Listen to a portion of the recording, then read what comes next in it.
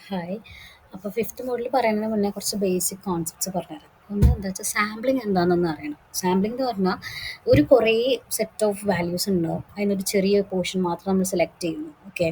അത് അത് ബേസ് ചെയ്തിട്ട് നമുക്ക് ഒരുപാട് കാര്യങ്ങൾ എസ്റ്റിമേറ്റ് ചെയ്യാൻ പറ്റും. അതിൻ്റെ ക്യാരക്ടറിസ്റ്റിക്സ്, അതിൻ്റെ ഔട്ട്കംസ്, അതിനെയാണ് നമ്മൾ പറയുക സാമ്പിളിംഗ് എന്ന് പറയുക. ഇത് ഒരു ഇമ്പോർട്ടൻറ്റ് കോൺസെപ്റ്റാണ് സ്റ്റാറ്റിസ്റ്റിക്കൽ, അതായത് റിസർച്ചിലൊക്കെ വരുന്ന സമയത്ത് ഇത് ബേസ് ചെയ്തിട്ടായിരിക്കും നമ്മൾ കുറേ ഇൻഫറൻസുകളും എക്സ്പ്ലനേഷൻസുകളും ഉണ്ടാക്കുന്നുണ്ടാവുക. അതായത് ആ ഒരു സെറ്റിനെ ചൂസ് ചെയ്യുന്നതും ഭയങ്കര ഇമ്പോർട്ടൻ്റ് ആണ്. ഓക്കെ. സോ സാമ്പിളിംഗ് എന്ന് പറയുന്നത് ഒരു ഇമ്പോർട്ടൻ്റ് ആയിട്ടുള്ള കോൺസെപ്റ്റാണ്. It's a process of selecting a subset of individuals അല്ലെങ്കിൽ ഒബ്ജക്ട്സ് ഒരു data points from a larger population. ഒരു വലിയൊരു ഗ്രൂപ്പ് ഓഫ് തിങ് എന്ന് നമ്മളൊരു സാധനം മാത്രമാക്കി മാറ്റി എഴുതുന്ന ഒരു പ്രോസസ്സിനെയാണ് നമ്മൾ സാമ്പിളിംഗ് എന്ന് പറയുന്നത്. ഓക്കെ. സാമ്പിളിങ്ങിന് നമുക്ക് എന്തിനായിരിക്കും അത് യൂസ് ചെയ്യുന്നുണ്ടാവും? ഒന്നത് കോസ്റ്റ് എഫക്റ്റീവ്നെസ്, അതായത് നമുക്കൊരു എൻ്റയർ പോപ്പുലേഷൻ നമ്മൾ കാര്യം ചെയ്യുന്നതും ഭയങ്കര എക്സ്പെൻസീവ് ആയിരിക്കും, അതിന് ടൈം കൺസ്യൂം ആയിരിക്കും, അത് കുറയ്ക്കാൻ പറ്റും അല്ലേ. പിന്നെന്താ, പ്രാക്ടിക്കലി നമുക്ക് ചില കേസുകൾ നമുക്ക് എല്ലാവരുടെയും പോയി ആക്സസ് ചെയ്യാൻ എല്ലാത്തും നമുക്ക് ചെയ്യാൻ പറ്റില്ല. അപ്പോൾ ഒരു സാമ്പിളിൽ മാത്രം കറക്റ്റായിട്ട് വർക്ക് ചെയ്ത് വെച്ച് കഴിഞ്ഞാൽ നമുക്ക് അതിൻ്റെ പ്രാക്ടിക്കാലിറ്റികൾ എന്താ പറയുക, അല്ലെങ്കിൽ അത് ഡിഫിക്കൽട്ടായിട്ട് മാറും. കുറച്ചുകൂടി പ്രാക്ടിക്കലായിട്ട് ചിന്തിച്ചാൽ അതായിരിക്കും എളുപ്പം. പിന്നെ മാനേജ് ചെയ്യാൻ നമുക്ക് കുറച്ചുകൂടി ഈസി എന്ന് പറയുന്നത് സ്മോളർ ആയിട്ടുള്ള ഡാറ്റ സെറ്റുകളാണ്. സോ അതുകൊണ്ടാണ് സാമ്പിളിംഗ് എന്നുള്ളൊരു കോൺസെപ്റ്റ് നമുക്ക് വന്നത്. ഓക്കെ. ഇനി അതിൽ അറിയാൻ വേണ്ടിയിട്ടുള്ള കുറച്ച് കോൺസെപ്റ്റ് പറയാം.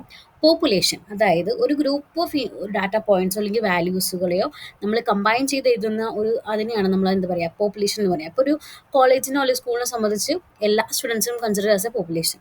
ഇനി ഞാൻ അതൊന്നൊരു ചെറിയ ചെറിയ സ്മോളർ റീജിയൻസ് അല്ലെങ്കിൽ സ്മോളർ വേർഷൻസുകൾ മാറ്റി മാറ്റി എഴുതുകയാണെന്നുണ്ടെങ്കിൽ I can called as a sample. അതായത് 100 സ്റ്റുഡൻസ് എൻ്റെ സ്കൂളിൽ നിന്ന് ഞാൻ എടുത്തു എന്ന് പറയുകയാണെങ്കിൽ 100 സ്റ്റുഡൻസ് എന്ന് പറയുന്നതാണ് എൻ്റെ സാമ്പിൾ എന്ന് പറയുന്നത്. ഓക്കെ.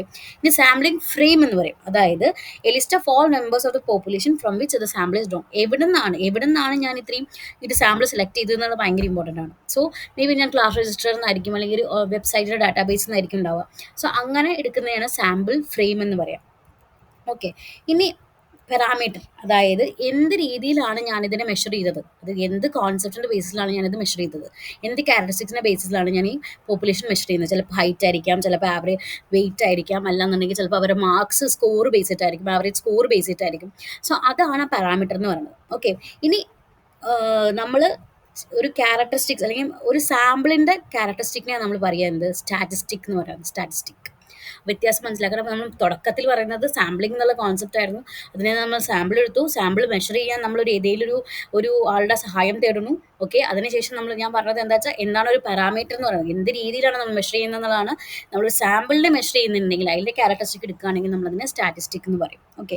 ഇനി നമുക്ക് പലതരം സാമ്പിളിംഗ് മെത്തേഡ്സുകളുണ്ട്, എങ്ങനെ നമ്മൾ ചെയ്യുന്നു എന്നുള്ളത്. അതിൽ ഒന്നാണ് പ്രോബബിലിസ്റ്റിക് സാമ്പിളിംഗ്. നിങ്ങൾ ഒരുപാട് കേട്ടിട്ടുണ്ടാവും, റാൻഡം സാമ്പിളിംഗ് എന്നൊക്കെ പറയും. അതായത് എല്ലാവർക്കും ഈക്വൽ ചാൻസ് ഉണ്ട് സെലക്ട് ആവാനുള്ളത് എന്നുള്ള കോൺസെപ്റ്റ് വർക്ക് ചെയ്യുന്നതാണ് പ്രോബബിലിറ്റി സാമ്പിളിംഗ് എന്ന് പറയുന്നത്. ഓക്കെ. അതിൽ തന്നെ കുറേ വെറൈറ്റീസുകളുണ്ട്. മെയിനായിട്ട് പറയേണ്ട 2-3 ഞാൻ പറയാം.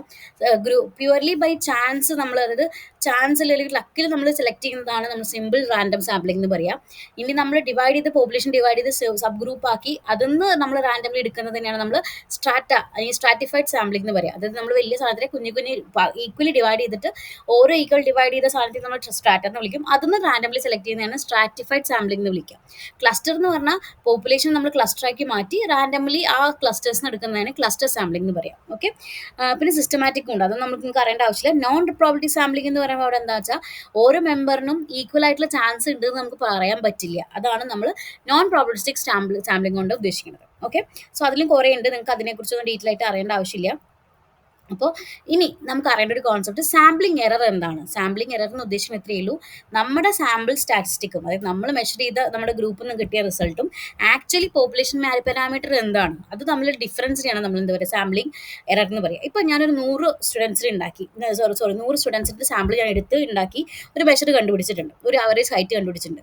അത് ഞാൻ 160 സെൻറ്റിമീറ്റർ ആണ് ആവറേജ് ഹൈറ്റ് എന്ന് പറയുകയാണ്, ഞങ്ങൾ പ്രൂവ് ചെയ്യുകയാണ്. അങ്ങനെയാണെങ്കിൽ പക്ഷേ ആക്ച്വലി ആവറേജ് ഹൈറ്റ് എന്ന് പറഞ്ഞാൽ അല്ലെങ്കിൽ ഹോൾ സ്കൂളിൻ്റെ ആവറേജ് ഹൈറ്റ് 162 ആണ്. So there is A difference of 2 centimetre. So അതിനെയാണ് സാമ്പിളിംഗ് എറർ എന്ന് പറയുന്നത്. ശരിക്കും 162 കിട്ടേണ്ട സ്ഥാനത്ത് എനിക്ക് 160 എന്ന് ഞാൻ അങ്ങ് പറയുകയാണെങ്കിൽ ആ തമ്മിലുള്ള ഡിഫറൻസ് ആണ് നമ്മൾ സാമ്പിളിംഗ് എറർ എന്ന് പറയുക. അപ്പോൾ ഏകദേശം സാമ്പിളിംഗ് എന്താണെന്ന് മനസ്സിലായി വിചാരിക്കുന്നു. ഇനി അടുത്തൊരു ടേം നമുക്ക് പഠിക്കാം, ഡിസ്ട്രിബ്യൂഷൻ. ഇത് കുറേ നമ്മൾ ഇതിലാണ് ഫുൾ വർക്ക് ചെയ്യുന്നത്. സാമ്പിളിംഗ്, ഡിസ്ട്രിബ്യൂഷൻ, പലതരം ഡിസ്ട്രിബ്യൂഷൻ നമുക്കുണ്ട്. ഓക്കെ, അതിലേക്ക് പോവാം. അതിന് മുന്നേ എന്താണ് ഡിസ്ട്രിബ്യൂഷൻ എന്ന് പറഞ്ഞാൽ, ഒരു ഗീവൻ സ്റ്റാറ്റിസ്റ്റിക്, അതായത് ഒരു മീനോ ഒരു പ്രൊപ്പോർഷനോ എന്തോ നമ്മളെടുത്ത മെഷറിൻ്റെ ഡിസ്ട്രിബ്യൂഷനെയാണ് നമ്മൾ അത് ചെയ്യുന്നത്. എങ്ങനെയാണ്? Based on repeated random samples of A same size from A population. അതിനാണ് നമ്മൾ ഡിസ്ട്രിബ്യൂഷൻ എന്ന് വിളിക്കാം. ഓക്കെ, നമുക്ക് പലതരം ഡിസ്ട്രിബ്യൂഷൻസ് എനിക്കറിയാം. പോയ്സൺ, എന്താ നോർമൽ, യൂണിഫോം എന്നുള്ള പല രീതിക്കുള്ള ഡിസ്ട്രിബ്യൂഷൻസ് ഉണ്ട് അല്ലേ. അപ്പോൾ എന്താ ഉദ്ദേശിക്കുന്നത്? ഒരു ഗീവൻ സ്റ്റാറ്റിസ്റ്റിക്കിൽ നമ്മൾ റിപ്പീറ്റഡ്ലി ഒരു സെറ്റിന്റെ മേലെ നമ്മൾ ഒരുപാട് കാര്യങ്ങൾ റിപ്പീറ്റഡായിട്ട് ചെയ്യുകയാണ് റാൻഡം സാമ്പിൾസിൽ. അത് പക്ഷേ എല്ലാത്തിനും സെയിം സൈസ് ആയിരിക്കും. അങ്ങനെ ഒരു കോൺസെപ്റ്റിനാണ് നമ്മൾ സാമ്പിളിംഗ് ഡിസ്ട്രിബ്യൂഷൻ എന്ന് വിളിക്കുക. ഓക്കെ, ഇനി കുറേ പേർക്ക് ഒരു ഡിഫറൻസ് അറിയില്ല, എന്താണ് പ്രോബിലിറ്റി ഡിസ്ട്രിബ്യൂഷനും അക്യുമുലേറ്റഡ് ഡിസ്ട്രിബ്യൂഷൻ എന്ന് പറയുന്നത്. ഡെഫിനേഷൻ തന്നെ മനസ്സിലാക്കുക. പ്രോബിലിറ്റി ഡെൻസിറ്റി എന്ന് പറയുന്ന സമയത്ത് അവിടെ ഒരു കണ്ടിന്യൂസ് ആയിട്ടുള്ള റാൻഡം വാരിയബിളിന്റെ കോൺസെപ്റ്റ് ആണ്. മറ്റേത് പറഞ്ഞാൽ ക്യുമുലേറ്റീവ് ആയിട്ടാണ് വർക്ക് ചെയ്യുന്നത്. ഓക്കെ, അതായത് ക്യുമുലേറ്റീവ് ആയിട്ട് പറഞ്ഞാൽ കുറച്ച് കാര്യം less than or equal to എന്നുള്ളൊരു കോൺസെപ്റ്റ് വരും. മറ്റൊരു ക്ലിയർ കട്ട് ആയിട്ട് നമുക്ക് പറയും at 1 PM, it's happening at 1 PM എന്ന് പറയും. മറ്റേത് it will happen in between 10 PM and 12 PM എന്ന് പറയുന്നത് ഐ ഹാവ് ഒരു റേഞ്ച് ഓഫ് വാല്യൂസ് ഉണ്ട്. അതിനാണ് ക്യുമുലേറ്റീവ് എന്ന് പറയുന്നത്. പ്രോബിലിറ്റി ഡെൻസിറ്റിയിൽ കറക്റ്റായിട്ട് ഞാൻ പറയും ഇന്ന സമയത്ത് അല്ലെങ്കിൽ 10 മിനിറ്റ് എടുത്തിട്ടാണ് ഞാൻ എത്തുന്നത്. പക്ഷേ മറ്റേത് പറയുകയാണെങ്കിൽ 10ന്റെയും 12ന്റെയും ഇടയിലാണ് ഞാൻ ചെയ്യുന്നത് എന്ന് പറയുന്നത് ക്യുമുലേറ്റീവ്. അതാണ് ഡിഫറൻസ് എന്ന് പറയുന്നത്. ഓക്കെ, ഇനി അതിന് നാച്ചുറൽ ഡിസ്ക്രൈബ് ചെയ്യുകയാണെങ്കിൽ അത് ഒരു വിതിൻ ദ സ്മോൾ റേഞ്ചിലാണ് ആ ലൈക്ലിഹുഡ് കിടക്കുന്നത്. പക്ഷേ മറ്റേതൊരു ഡിസ്ക്രിപ്ഷൻ എന്ന് പറയുന്നത് എങ്ങനെയാ വെച്ചാൽ probability variable being less than or equal to specific value, less than അല്ലെങ്കിൽ ഈക്വൽ ടു ആ സ്പെസിഫിക് വാല്യൂ എന്നാണ് പറയുന്നത്. ഓക്കെ,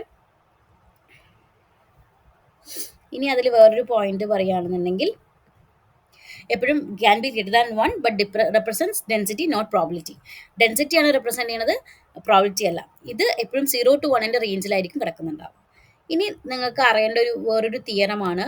തിയറത്തെക്കുറിച്ച് ഞാൻ ഡീറ്റെയിൽ ആയിട്ട് വേറെ വരും, അപ്പം ഞാൻ സംസാരിക്കാം.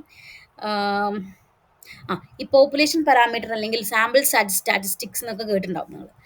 അതായത് പോപ്പുലേഷൻ പാരാമീറ്റർ എന്ന് പറഞ്ഞാൽ ഒരു ന്യൂമറിക്കൽ ക്യാരക്ടറിസ്റ്റിക് ആണ്. ഒരു പോപ്പുലേഷൻ എൻ്റയർ പോപ്പുലേഷൻ്റെ ഒരു ക്യാരക്ടറിസ്റ്റിക് എടുക്കുന്നതിന് പാരാമീറ്ററിനെയാണ് നമ്മൾ ന്യൂമറിക്കൽ അല്ലെങ്കിൽ പോപ്പുലേഷൻ പാരാമീറ്റർ എന്ന് വിളിക്കുക. ഓക്കെ, ഒരു സാമ്പിളിൻ്റെ ഒരു ന്യൂമറിക്കൽ ക്യാരക്ടറിസ്റ്റിക്സ് എടുക്കുകയാണെന്നുണ്ടെങ്കിലാണ് നമ്മളിനെ സാമ്പിൾ സ്റ്റാറ്റിസ്റ്റിക് എന്ന് പറയുന്നത്. ഞാൻ ഓൾറെഡി നേരത്തെ അതിനാണ് ആ ഡിഫറൻസ് പറഞ്ഞത്. സ്റ്റാറ്റിസ്റ്റിക് എന്താണെന്നുള്ളതും സാമ്പിൾ എന്താണെന്നുള്ളത് കറക്റ്റ് പോപ്പുലേഷൻ എന്താണെന്ന് നിങ്ങൾക്ക് കറക്റ്റ് അറിയണം. പോപ്പുലേഷനിൽ നമ്മൾ മെഷർ ചെയ്യുന്ന സമയത്ത് ഇറ്റ്സ് ലൈക്ക് നമ്മൾ യൂസ് ചെയ്യുന്ന ഒരു മെത്തഡോളജി മാത്രമാണ്, പാരാമീറ്റർ മാത്രമാണ്. പക്ഷെ ഒരു സാമ്പിളിലേക്ക് മാറുമ്പോൾ അവിടെ നമ്മൾ മെഷർ ചെയ്യുന്ന സമയത്താണ് അതിനെ സാമ്പിൾ സ്റ്റാറ്റിസ്റ്റിക് എന്ന് വിളിക്കുന്നത്. ഓക്കെ, സോ പിന്നെന്താ, average height of all students in A country, നമ്മളത് റെപ്രസെൻറ്റ് ചെയ്യുന്നത് ഒരു പോപ്പുലേഷൻ പാരാമീറ്റർ ആണ്. Average height of students in A specific class എന്ന് ഞാൻ പറയുകയാണെങ്കിൽ സ്പെസിഫിക് ക്ലാസ് എന്ന് പറയുന്നത് അവിടെ മാറിക്കഴിഞ്ഞു, അതിനെ നമ്മൾ സാമ്പിൾ സ്റ്റാറ്റിസ്റ്റിക് എന്ന് വിളിക്കും. ഓക്കെ, അപ്പോൾ യൂഷ്വലി എപ്പോഴും പോപ്പുലേഷൻ പാരാമീറ്റർ അൺനോൺ ആയിരിക്കും. നമ്മൾ സാമ്പിൾ സ്റ്റാറ്റിസ്റ്റിക് വെച്ചിട്ടാണ് നമ്മളത് കണ്ടുപിടിക്കുന്നത് തന്നെ. ഓക്കെ, നമ്മൾ സാമ്പിൾ സ്റ്റാറ്റിസ്റ്റിക് എങ്ങനെ വർക്ക് ചെയ്യുന്നത്? ഒരു ഡാറ്റ വെച്ചിട്ട്. ഇത്രയും കാര്യം മനസ്സിലാക്കണം. ഇനി അടുത്തൊരു പോയിന്റ് ആണ്, കുറേ കാലം എവിടെയെങ്കിലും കേട്ടിട്ടുണ്ടാവും, നൾ ഹൈപ്പോത്തിസിസ്, അൾട്ടർനേറ്റ് ഹൈപ്പോത്തിസിസ് എന്ന് പറയുന്നത്. വ്യത്യാസം ഇത്രയേ ഉള്ളൂ. നൾ ഹൈപ്പോത്തിസിന് H0 എന്നും പറയും, അൾട്ടർനേറ്റിന് H1 എന്നും പറയും.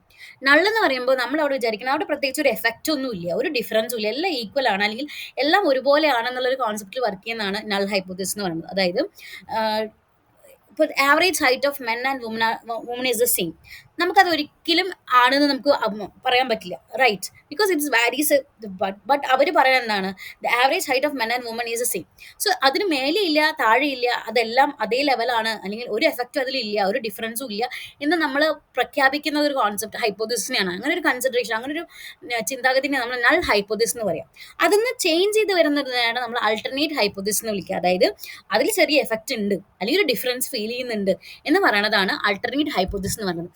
നമ്മൾ എന്താണോ നമ്മൾ പറയുന്നത് അതിൻ്റെ ഓപ്പോസിറ്റ് ആയി വരുന്ന സാധനത്തിനാണ് നമ്മൾ അൾട്ടർനേറ്റ് ആയിട്ടുള്ളത് എന്ന് പറയുക. അല്ലെങ്കിൽ ഞാൻ ചിന്തിച്ച് പോകുന്ന ഒരു റൂട്ടിൽ നിന്ന് ഞാൻ മാറി ചിന്തിക്കുമ്പോൾ അത് അൾട്ടർനേറ്റ് ഐഡിയ ആയി. അതേപോലെ തന്നെ ഇവിടെ നമ്മൾ ഒരു എഫക്റ്റും ഇല്ല അല്ലെങ്കിൽ ഒരു ഡിഫറൻസും ഇല്ല, അത് സെയിം ആണെന്ന് നമ്മൾ പ്രൂവ് ചെയ്യുന്ന അല്ലെങ്കിൽ നമ്മൾ പറയുന്ന ഒരു കോൺസെപ്റ്റാണ് നമ്മൾ നൾ ഹൈപ്പോത്തിസിസ് എന്ന് പറയാം. But if there is A change or A difference from the original value നമ്മൾ അതിനെ എന്ത് വിളിക്കും? അൾട്ടർനേറ്റ് ഹൈപ്പോത്തിസിസ് എന്ന് പറയും. ഓക്കെ, മനസ്സിലായെന്ന് വിചാരിക്കും. ഇത് നമ്മൾ പല കേസുകളിലും പല ടെസ്റ്റുകളിലും നമുക്ക് ഈ നൾ ഹൈപ്പോത്തിസിസ് അൾട്ടർനേറ്റീവ് അറിഞ്ഞിരിക്കണം. എന്നാൽ മാത്രമേ നിങ്ങൾക്ക് അതിൽ വാല്യൂസ് ഇടുന്ന സമയത്ത് ഇത് എന്തൊരു ചെയ്യുന്നതെന്ന് മനസ്സിലാക്കാൻ പറ്റും. അപ്പോൾ ഈ ഒരു കോൺസെപ്റ്റ് ക്ലിയർ ആയിട്ട് പോവാം. ഇനി ടൈപ്പ് 1, ടൈപ്പ് 2 എറേഴ്സ്.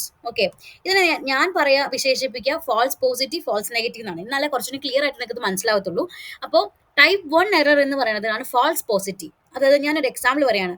ഒരു കോവിഡ് ടെസ്റ്റ് നടത്തിയ ശേഷം പോസിറ്റീവായി റിസൾട്ട്, പക്ഷേങ്കിൽ ആ പേഴ്സൺ ഇൻഫെക്റ്റഡ് അല്ല എന്നുണ്ടെങ്കിൽ അതിനെ വിളിക്കുന്നതാണ് ഫാൾസ് പോസിറ്റീവ് എന്ന് പറയുന്നത്. അതായത് ആ ആൾക്കതില്ല, പക്ഷേങ്കിൽ നമ്മളുടെ റിസൾട്ട് തെറ്റായിട്ട് വന്നിട്ട് എന്ത് പറഞ്ഞു, കോവിഡ് ഉണ്ട് എന്ന് പറയുകയാണെങ്കിൽ അതിനെയാണ് നമ്മൾ ടൈപ്പ് 1 എറർ അല്ലെങ്കിൽ ഫാൾസ് പോസിറ്റീവ് എന്ന് പറയാം. ഒരു ജസ്റ്റ് എക്സാമ്പിൾ ആണ് ഞാൻ പറയുന്നത്. അതായത് റിയാലിറ്റിയുടെ ഡിഫറെൻ്റ് ആയിട്ട് വരുന്ന റിയാലിറ്റി, അതായത് നമ്മുടെ കേസ് കോവിഡ് നല്ല കാര്യമല്ലല്ലോ. അപ്പോൾ കോവിഡ് പോസിറ്റീവായി വന്നു, പക്ഷേ എങ്കിൽ ആ പേഴ്സൺ അത് ഇൻഫെക്റ്റഡ് അല്ല. അങ്ങനെ വരുന്നതാണ് ഫാൾസ് പോസിറ്റീവ്, ശരി ഇല്ലാത്തൊരു ശരി പറയുകയാണ്. ഓക്കെ. ഇനി ടൈപ്പ് 2 എന്ന് പറയുന്ന സമയത്ത് ഫാൾസ് നെഗറ്റീവ് ആണ്. അതായത് ശരിക്കും ഒരു എഫക്റ്റ് മിസ് ചെയ്യാണ് നമ്മളത്. അതിനാണ് ഫാൾസ് നെഗറ്റീവ് എന്ന് പറയുക. അതായത് കോവിഡ് ഇല്ല എന്ന് പറയുകയും ചെയ്തു, പക്ഷെ ആ ആൾക്ക് ഇൻഫെക്ഷൻ ഉണ്ട് എന്നുണ്ടെങ്കിൽ it's a false negative news, right? കാരണം അത് തെറ്റാണ്. കാരണം ഓൾറെഡി ഉണ്ട്, പക്ഷെ നമുക്ക് കിട്ടുന്ന റിസൾട്ട് നെഗറ്റീവ് ആയിട്ടാണ്, അല്ലെങ്കിൽ അത് ഇല്ല എന്നാണ് കാണിക്കുന്നത്. അതിനെയാണ് ടൈപ്പ് 2 എറർ ഉദ്ദേശിക്കുന്നത്. അപ്പോൾ നിങ്ങൾ കൂടുതൽ ഡെഫിനേഷൻ ആയിട്ട് മനസ്സിലാക്കണം. ഫാൾസ് പോസിറ്റീവ്, ഫാൾസ് നെഗറ്റീവ് എന്നുള്ള കോൺസെപ്റ്റിൽ അതിനെ അപ്രോച്ച് ചെയ്യുക, ആൻസർ ചെയ്യുക. സോ ടൈപ്പ് 1 എന്ന് പറയുമ്പോൾ ഒന്നിനും പറയാം, അവിടെ ഉദ്ദേശിക്കുന്നത് നൾ ഹൈപ്പോസിസിനെ റിജക്ട് ചെയ്യുക. ഓക്കെ, അതാണ് ഉദ്ദേശിക്കുന്നത് when it is actually true. മറ്റേത് failing to reject null hypothesis when it is false. ഇങ്ങനെ പറയുമ്പോൾ നിങ്ങൾക്ക് കൺഫ്യൂഷൻ ഉണ്ടാവും. അതുകൊണ്ടാണ് അതിന്റെ ഡെഫിനേഷനായിട്ട് ഞാൻ സംസാരിക്കാത്തത്. ടൈപ്പ് 1 ടൈപ്പ് 2 എററിനെ ഇങ്ങനെ എഴുതിയാൽ മതി. Type 1 error is a false positive error. That means ഉണ്ടെങ്കിൽ കൂടിയും, അല്ല ഇത് ഇല്ലെങ്കിൽ നമ്മൾ ഉണ്ട് എന്ന് പറഞ്ഞ് റെപ്രസെന്റ് ചെയ്യുന്നതാണ് ഫാൾസ് പോസിറ്റീവ്. ഉണ്ടെങ്കിൽ കൂടി നമ്മൾ ഇല്ല എന്ന് പറയുന്നതാണ് ഫാൾസ് നെഗറ്റീവ്. ഇത് മനസ്സിലാക്കി വെക്കുക. ഓക്കെ, ഐ ഹോപ്പ് ആ ഒരു കോൺസെപ്റ്റ് ക്ലിയർ ആയി എന്ന് വിചാരിക്കുന്നു. ഇനിയുള്ള കോൺസെപ്റ്റിലേക്ക് ഞാൻ അടുത്ത പാർട്ടിലേക്ക് പോവാം. Thank you.